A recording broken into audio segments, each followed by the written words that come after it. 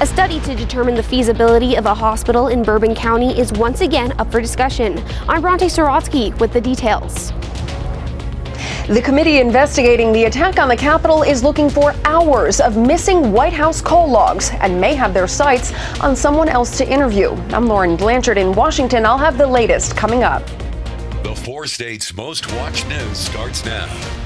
Thank you for joining us tonight. I'm Jordan Abby. Possibility of strong to severe storms tonight. Meteorologist Doug Hitty getting ready for a long night tonight. Yeah, these are just now entering our western and northwestern counties, but really have been ongoing right along the I-35 corridor. Over the past several hours, there is a severe thunderstorm watch out, mainly on the Kansas side. Now, as this line heads toward us, we'll get additional watches out for most of us. This is going to be after midnight, so this is a ways away. You can start to see the thunderstorms picking up to the west of Independence towards Chanute, but intense line all the way down I-35 into north central parts of Oklahoma, and this is what we have to watch to head toward us a little bit later on tonight. We do have a severe threat tonight into the morning hours. Of course, we're going to break this down for you here in just a bit. Doug, thanks so much as always. Joplin police are looking for a suspect who robbed the Eagle Stop convenience store at gunpoint. Happened yesterday just after 10 p.m. Authorities say the suspect went to the store employee, flashed a handgun and demanded money from the register, then ran. No one was hurt in the incident. Single vehicle crash claims the life of a Knoll, Missouri man. It happened last night on Missouri 90, about 2 miles east of Southwest City. Troopers say 30-year-old Pedro Maldonado Carrillo drove a car that went off the road and overturned. He died at the scene. Well, discussions for bringing a hospital to Bourbon County, Kansas continue as Noble Health presents key findings of its feasibility study. KOAN's Bronte Sorotsky has more on the study's findings and how the county says a hospital could impact the area. Bourbon County has been looking for ways to bring affordable, quality health care to the area and say they believe a community hospital is the answer they're looking for. After Mercy Hospital closed in 2018, that building has been home to Ascension Via Christi and the Community Clinic of Southeast Kansas. At the end of the day, this is about the people of Bourbon County receiving the best quality and affordable health care that we can provide for them. Now, Noble Health is looking to move in, but first, the county says they want to make sure it's feasible to support a hospital in the first place. During Tuesday's county commissioner meeting, Tom Boozer from Noble Health presented a summary of key findings from their hospital feasibility study. Boozer said during his presentation that adding a hospital could impact the county's economy, but people would need to stay in order for that to happen. Of course, with the hospital closed, there's migration. People have to go somewhere. Before it closed, it was very substantial migration. $11 million each year leaves Bourbon County for care outside this county. It must find a way to build the trust in the community and attract people back. Drew Solomon, president of Noble Health Real Estate, said in the meeting that it was recommended for the hospital to move forward as a 501c3. We believe very strongly that creating a tax-exempt entity, a 501c3 entity, to potentially house a building and all the other assets would be appropriate. As with a true 501c3, they can't be controlled by a for-profit entity. The county's executive director for economic development explains that it would allow Southeast Kansas hospitals to work together. In a 501c model, you're able to choose who you work with and where you send your patients, who you work with certain entities. Also, we'll be able to collaborate, and allows us to collaborate with different hospitals. When asked about the concern surrounding Noble Health hospitals closing in Missouri, he says they have no part in that. What's going on in Missouri is happening in Missouri. That's a completely different hospital system, a completely different issue. Has nothing to do with what's going on in Kansas and vice versa. In Bourbon County, Bronte Sorotsky, KOAM News. The KOAM was unable to speak with anyone from Noble Health directly. We also reached out to them after the commissioner meeting, but have yet to hear back. Local elections are 1 week away in many parts of the 4 states, and that's going to include several tax issues like school bonds. The Southwest R5 school district in Berry County, Missouri is asking voters to approve a bond worth $2 million. That bond would fund the construction of a trap shooting range and a baseball and softball field with a press box, restrooms, and concession stands. If approved, the district's current debt service levy would stay at the current rate. Our students at Southwest, although they've been used to and they are pleased and very proud of what facilities we have. They deserve to have the nicest facilities that we can provide for them. Officials say if there are any leftover funds, they would be used to repair and update existing facilities. The Quapaw, Oklahoma School District is also asking voters to approve a bond. This one worth a little more than $3.5 million. It would fund a roof replacement and construction of a safe room for the elementary school, restroom renovations for the middle school, and add bleachers to the main gymnasium. If approved, it would raise property taxes by $1.66 for every $100 of assessed valuation. Well, today is Vietnam War Veterans Day, and the Joplin Jeep Junkies organization did a patriotic Jeep parade for seniors at Spring River Christian Village. I want them to know how much they're appreciated. We went twice last year and we were asked to come this year, and so it's important for me to let them know that we appreciate the sacrifices they made for our country. The Joplin Jeep Junkies group also crafted poppies as gifts to those veterans. The House committee looking into the attack on the Capitol last year has run into more pushback. More than 7.5 hours of missing White House phone logs from that day has a committee digging for more. Fox News correspondent Lauren Blanchard has the story from D.C. The January 6th House Select Committee wants to know who former President Trump talked to during the Capitol attack, but nearly 8 hours of White House phone logs are missing from that day. Do you think the former president was using a burner phone?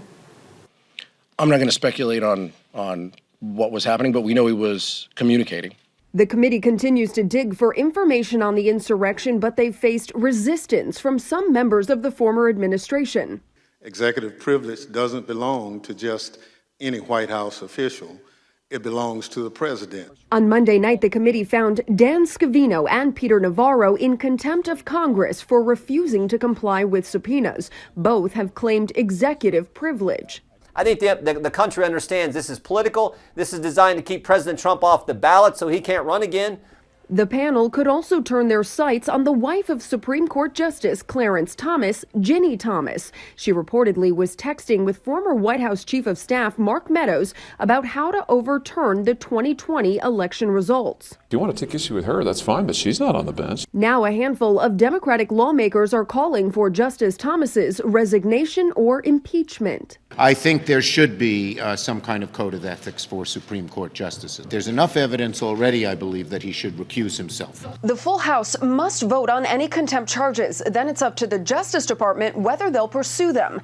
In Washington, Lauren Blanchard, Fox News. Russia signaling a shift in strategy and perhaps a pullback from areas close to Ukraine's capital as peace talks in Turkey between the country's delegations wrapped up today. Fox News correspondent Madeline Rivera is in Washington with the latest on the negotiations.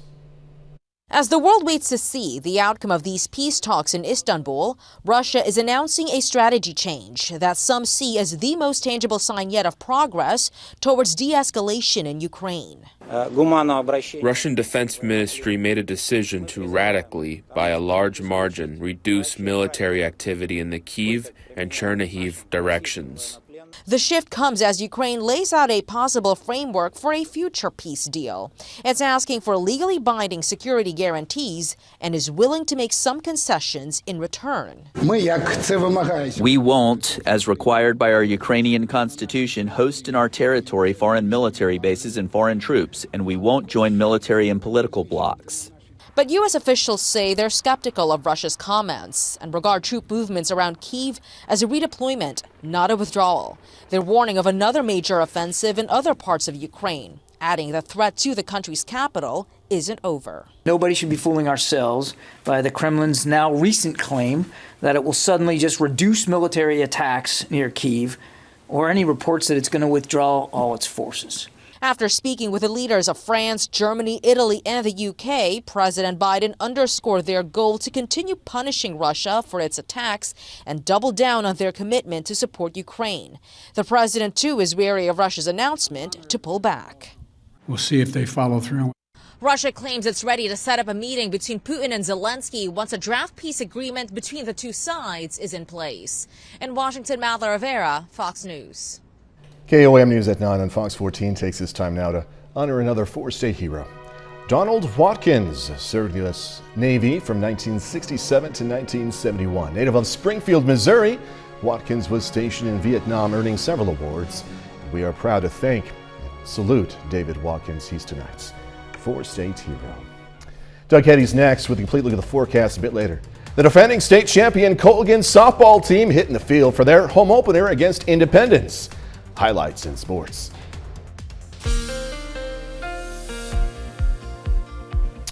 Well, it turned out to be a very warm and windy day for us today. Temperatures mid to upper 70s to near 80 degrees across the region, but a pretty powerful storm system is rolling through over the next 24 hours, and you can see all the showers and thunderstorms really increasing since about 5 or 6 p.m. Now, majority of these are moving from southwest to northeast, so they've just been clipping our northwestern counties. Now, eventually this line is going to advance a little bit farther east as we go through the overnight hours tonight. But right now, most of us look okay, and we're still several hours away from even getting any showers or thunderstorms really into the heart of the four-state area. Now, in our western counties, you can see thunderstorms starting to pop up west of Independence. Here's Fredonia, Neodesha, and then Yates Center, and this is lifting northeast, so most likely it will start to affect Yates Center, Iola, Fredonia, Neodesha over about the next 20 to 30 minutes. Besides that, all the action is out toward the west. Wichita, this extends northeast all the way up toward Kansas City, and then again, as we go farther south, the southern extent of this line all the way to the north of Oklahoma City. All this is going to lift northeast, so it will clip most of our southeastern Kansas counties, but until this develops farther south, we're not going to get anything into the metro, and we're talking 2 or 3 o'clock in the morning as this little group starts to intensify and head toward us. As we go through the overnight hours tonight, our main threat is gusty winds, some large hail. Tornado threat is low, but something we want to watch. Still warm. We're sitting into lower 70s. Still windy. We have winds 20 to 30 gusts, right around 40 miles per hour at times. 7th and Rangeline currently outside, sitting at 71. Look at our gusts, upwards of 43 miles per hour. Severe threat, at least a low threat. And again, so if we say from about now until 5 o'clock in the morning, I'll keep tornado low, but I'm going to elevate hail, wind, and rain as we go through the rest of the overnight hours. Let's go through time. Thunderstorms, it's a broken line. So the line out to our west shoots to our north. Here comes some across northeastern Oklahoma. So most of the metro gets into the action 1, 2, 3 o'clock. But it's just bands of showers and thunderstorms. But we are going to have that at least low severe threat sticking around as we go through the overnight hours. Here's 4 o'clock in the morning. And then by this point in time, we just switched to good old showers and thunderstorms. I'm not overly concerned about this severe weather event tonight, but it is something we want to keep our eyes on. Showers, scattered thunderstorms stick around through the morning into the early afternoon. Notice our temps.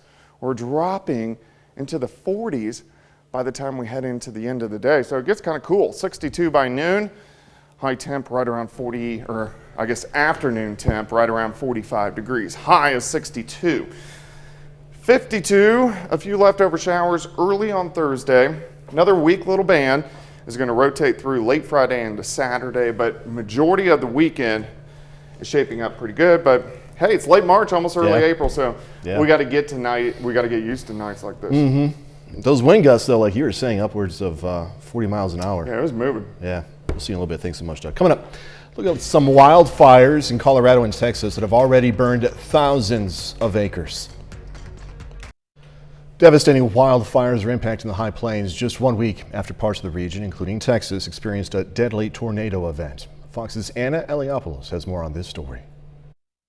A wildfire currently ripping through parts of Boulder County, Colorado, is now more than 80% contained. Over the weekend, more than 19,000 residents were forced to evacuate as the blaze came to homes in the area. Since then, most evacuation orders have been lifted, and fire officials are now working to pinpoint the cause of the blaze. We've updated our containment as of just now to 80% contained. Still have no injuries and no structures lost. and the cause remains under investigation. About 35 miles away, U.S. Forest Service officials are also battling a wildfire in Estee Parks, Colorado. As of Tuesday morning, that blaze was about 30% contained, but did not grow significantly overnight due to recent rainfall and increased moisture. As you can see, we got some cloud cover, a little bit more moisture in the air, which is advantageous for the firefight. Meanwhile, in Texas, firefighters are working to contain a massive brush fire that started at a firing range on the military installation at Fort Hood. That fire has already scorched more than 32,000 acres and has burned about 15% of Fort Hood's land. The fire began in a live fire trying to get area due to small on fires and motor. The fire was not a result of a prescribed burn. We have aviation over the fire at this time that are the helicopters that are doing bucket work on areas of concern where they may have found some heat. The National Weather Service issued red flag warnings Tuesday in half a dozen states across the High Plains, impacting nearly 10 million people. Anna Eliopoulos, Fox News. Still ahead, COVID vaccine access. Vaccine access expanding once again, the FDA giving the green light for a fourth dose for some Americans. I'm Charles Watson in Atlanta. I'll have the details coming up.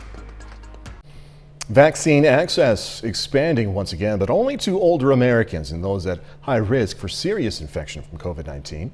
Fox News correspondent Charles Watson has more now from Atlanta. It's official. The FDA giving the green light to a second booster or fourth dose overall of either Pfizer or Moderna's COVID-19 vaccine. The authorization applies to those 50 years or older and younger Americans who are immunocompromised. But the agency left it up to doctors to make the final determination, saying patients may be given the second booster instead of should. The move sparked by fears of decreasing immunity and the spread of the Omicron subvariant BA2.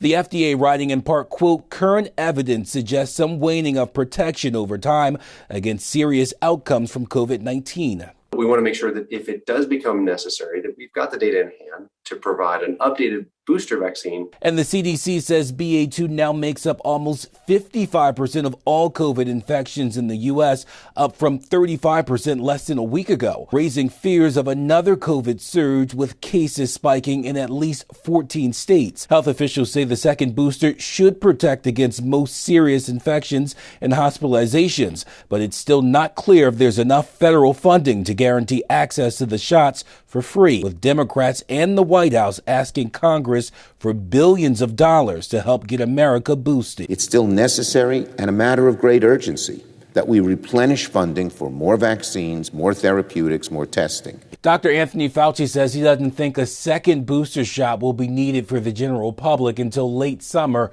at the earliest. In Atlanta, Charles Watson, Fox News. Next, man's best friend ain't cheap. Look at how much it costs on average. That's a cat. I'm talking about dogs. Get out of here, cat. How much it costs on average to take care of a dog? All right, so this next story is about pets. Okay, in the beginning of the story, I talk about pets, but the data comes from dog owners. All right, being a pet owner is great, but paying for one can be rough. Rough. New report from Rover, an online marketplace for pet care services, breaks down how much it costs to own a pet in 2022. After surveying 1,000 dog owners, yeah, there's my dog, the company determined the average pet mom or dad spends anywhere from $20 to $290 on their furry best friend every month, and that's upwards of $3,470 a year. This price tag, of course, all depends on multiple factors, including the food you buy, pet supplies, vet prices. Certain breeds are more susceptible to stuff, right? But despite the high costs, owners say having a pet can prove to be priceless. Well, yeah. In our family, we always say our first child was a dog. Then came the baby. Life changed. It really changed. 30 more minutes, news, weather, and sports coming away. Going to hear about some upgrades to a local dispatch center that should make emergency services more reliable. Plus, an organization in Kansas making a stop in Joplin, encouraging entrepreneurs. Newton County Dispatch Department officials say new improvements should provide more reliable 911 response, along with new carpet, Dispatchers now have new consoles with more space and replaced an old landline system that was prone to breaking down. They also plan to add another member to their dispatch team. The 911 service that we're receiving is top notch. We have better communications now between dispatch and our officers, and better communications between the other agencies. So it's a great benefit. The improvements are funded by the public safety tax passed back in August of 2020. Freeman Health System donating money to a collaborative program designed to help the community. The health system today presented a check for $225,000 to One Joplin. Multiple local organizations are part of the program, which works to meet community needs. Things like health, opioid education, domestic violence response, and homelessness prevention. So we typically come together and say, what resources can we share? And oftentimes it may require applying for a grant. And oftentimes those are too far out in the future to make an impact. So this funding today allows us to meet those needs and to come together and continue momentum. $225,000 donation is going to be broken up into yearly installments of $75,000 for 3 years. Faculty and staff at MSSU took part in another MOSO Connect program. It's a series of presentations designed to gather and connect faculty and staff. So we saw some food initially brought people together, then a gaming demonstration by esports club students. Enter some tournaments, maybe win some money for the college and the group. So it's something that kids are already doing. Why would we not have a place here for them to do it on campus? Another way to connect with them on campus and help them be more successful. The esports program at MSSU is going to ramp up mid to late April. Aspiring scientists showcased their latest experiments today. Missouri Southern hosted its annual Regional Science Fair for middle and high school students from surrounding counties in Missouri and Kansas. Some of the categories included behavioral and social sciences, microbiology, chemistry, and computer science, among others. I'd like to think we're teaching more than just scientific method and analytical thinking and stuff like that. There's a sense of, I'm trying to teach and instill in them a sense of independence and taking initiative. Awards were handed out for the winners, including cash prizes. Winners from Missouri are also eligible to compete in the state competition next month. Kansas Leadership Tour made a stop in Joplin today. It's part of the Kansas Leadership Organization's 2-week listening tour with stops in Kansas, Iowa, Missouri, Nebraska. Tour organizers hope to strengthen support for entrepreneurs. On the Missouri leg of a 4-state tour, thinking and talking with folks about community, entrepreneurship, and entrepreneurial ecosystems. The Kansas Leadership Center is headquartered in Wichita. All right, a bit later, it officially has a name, Slapgate. Jada Pinkett Smith breaks her silence about the slap heard around the world. I'm William LaJeunesse in Los Angeles. Details coming up.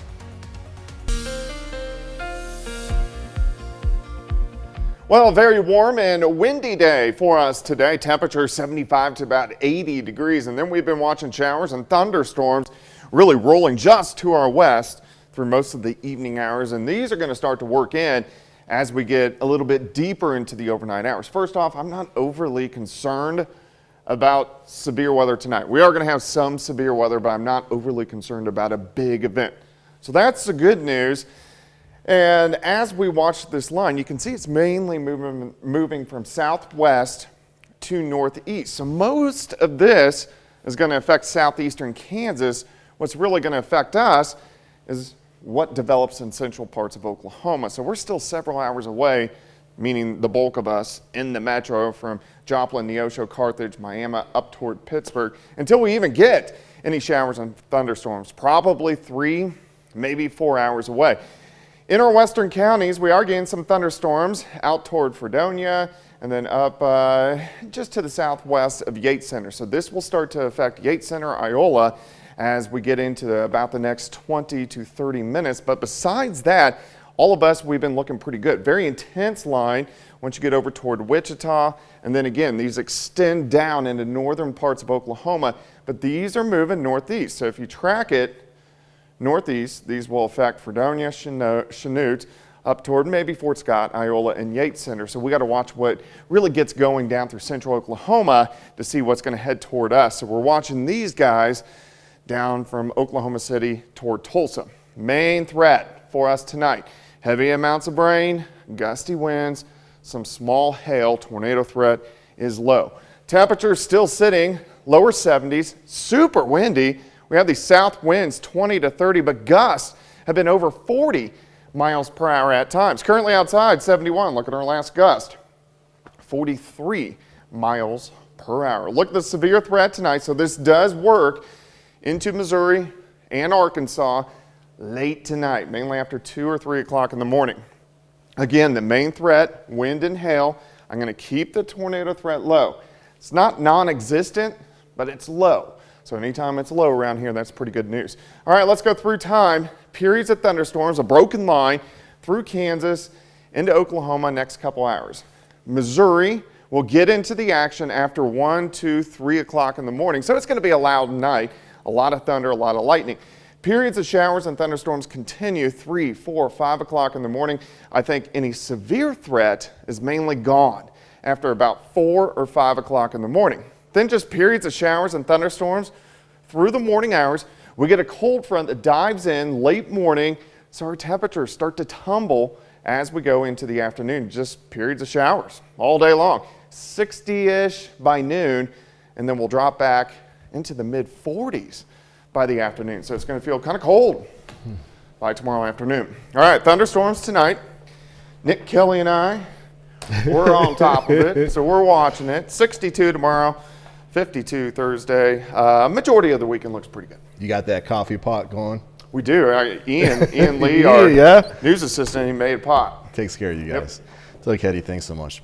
All right, tonight, we're continuing our program of feature stories written, shot, and edited by local students with a story from Joplin High School tonight. A teacher there is teaching an art that dates back hundreds of years. It involves a simple piece of paper. Reporter Darren Zustiak shows us what it's like learning the ways of origami. Dinosaurs may be extinct, but in Levi Butt's classroom, they're alive and well. He teaches Spanish at Joplin High School during the day, but started origami when he was a kid as a result of not being able to read well. When he was in middle school, he was looking at an origami book and started making his first paper crane. While everyone else was reading the book, I started trying to follow those instructions, and it took me a little while to figure it out, but I figured out how to make a paper crane, and I really liked that. And then afterwards, I just kept making those and learned how to make some different models. Mr. Butts says when students get done early with their Spanish work, he shows them some Origami 101. Maddie Wilson, a junior at Joplin High School, also loves to do origami. Honestly, my friend Aaron showed me how to make a butterfly with a Post-it, and so I showed Mr. Butts one time how to do that, and he was like, "Oh my gosh, I did origami. Let me show you how to make a dinosaur." And that was my first little introduction to it, I guess. Anyone can do origami. All you have to do is focus, and if you get lost, like most things, there are YouTube tutorials to help. Honestly, I think the biggest thing is to pay attention to detail, because if you don't pay attention to detail, you're going to come out with something completely different than you wanted to come out with. So, if the diagrams don't make any sense to you and you want to make something, then look it up, and odds are there's a 7-minute video of a guy or a woman or a person, anybody making that model that you want to learn how to make. And if that video doesn't make any sense, there's probably 8 more that do the same models. So if you need a new party trick or just want some cool desk ornaments, check in with Mr. Butts. Reporting for Jet HD, this is Darren Zustiak. Again, thanks to Joplin High School student Darren Zustiak for that report. Awesome job, buddy. Coming up in sports, the Colgan softball team hitting the field for their home opener against Independence, plus Missouri Southern baseball aiming to even the season series with Rogers State. Jacob Leonard has that and more next.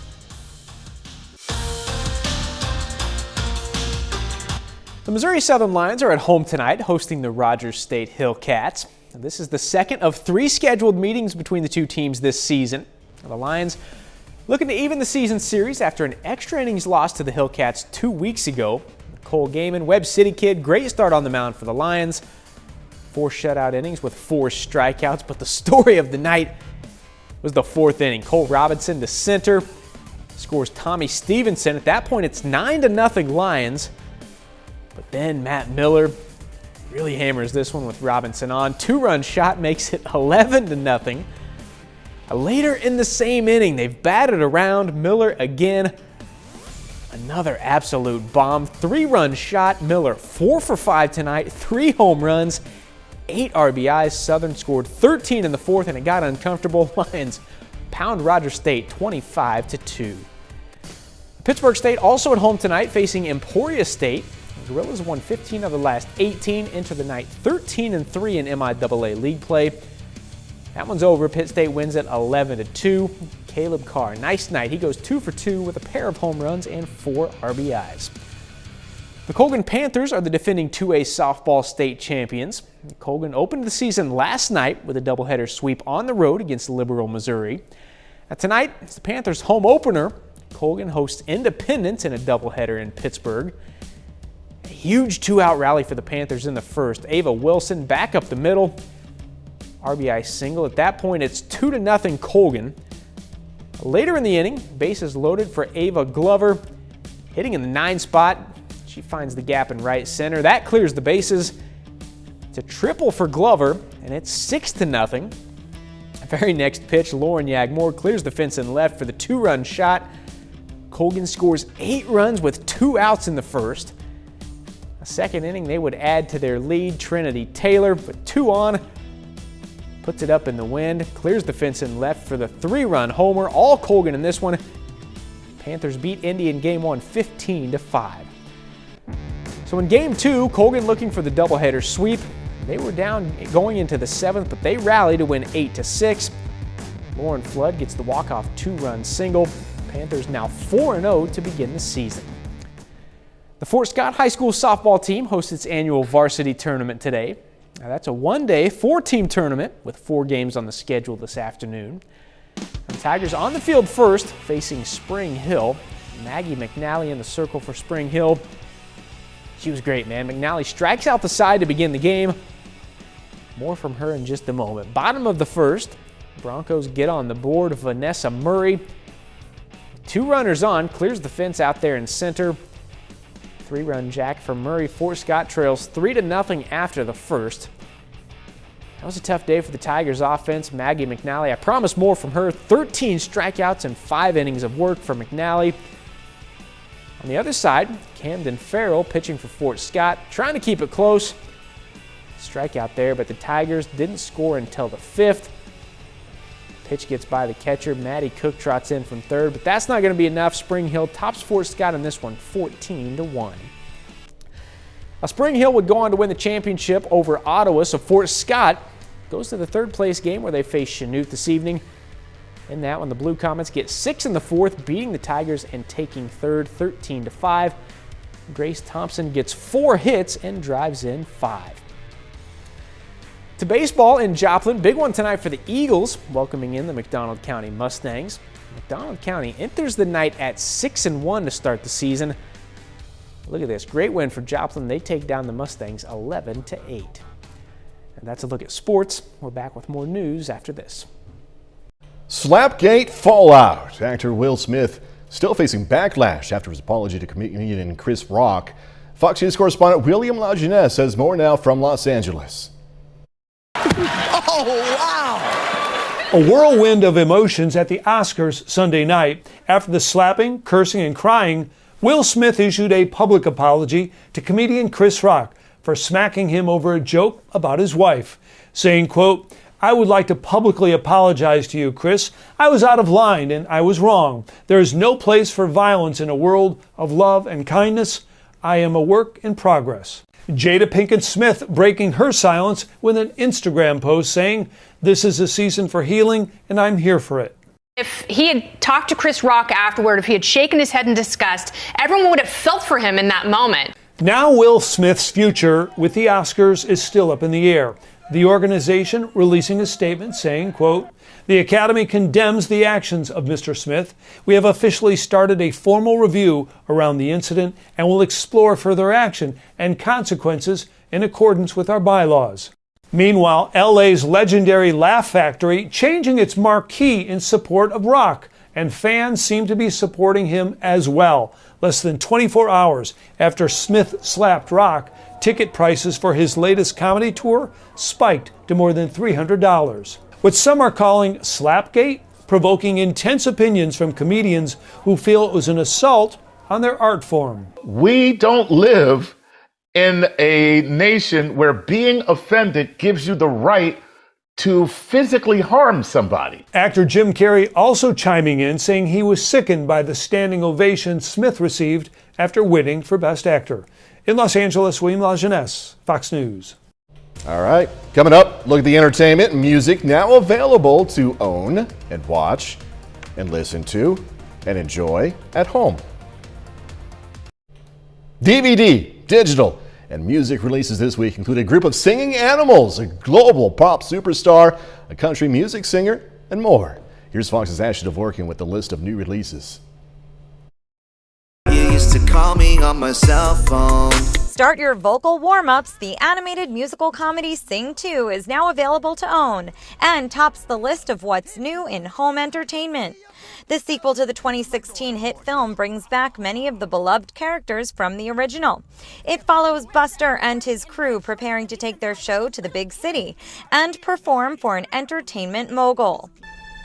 I'll marry you. Jennifer Lopez, Owen Wilson, and award-winning Latin singer Maluma star in the romantic comedy Marry Me. The film follows a pop star who picks a random audience member to marry after finding out her fiancé cheated on her moments before getting hitched in front of a huge audience. We are at a tipping point. The documentary Who We Are, A Chronicle of Racism in America, is a lecture-turned-essay film that examines Black history in the United States. Wonderful. Robert Redford's Oscar-winning directorial debut, Ordinary People, arrives on a newly remastered, limited edition Blu-ray.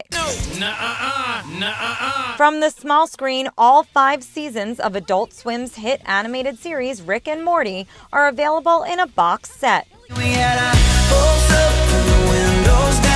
And for music fans, country superstar Thomas Rhett releases his 6th album, Where We Started.